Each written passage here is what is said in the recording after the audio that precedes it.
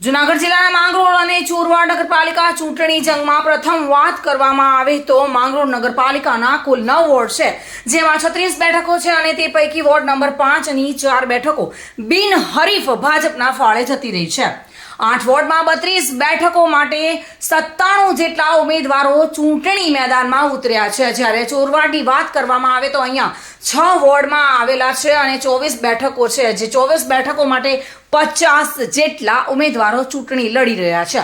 આજે સવારથી જ વહીવટી તંત્ર દ્વારા ચૂંટણીની તડામાર તૈયારીઓ સાથે ઈવીએમ સ્ટ્રોંગ રૂમ ખોલી તમામ પાર્ટીના મેમ્બરોની હાજરીમાં તપાસ કરાવી રૂટો રવાના કરવાની પૂર્ણ તૈયારી કરાઈ ચૂકી છે, જ્યારે 45 બૂથો માંગરોળ શહેરમાં આવેલા છે અને આ બૂથો માટે રૂટો રવાના કરવાની તૈયારી થઈ ચૂકી છે અને આવતીકાલે મતદાન યોજાવા જઈ રહ્યું છે, ત્યારે આ તૈયારીઓનો આખરી ઓપ આપવામાં આવી રહ્યો છે।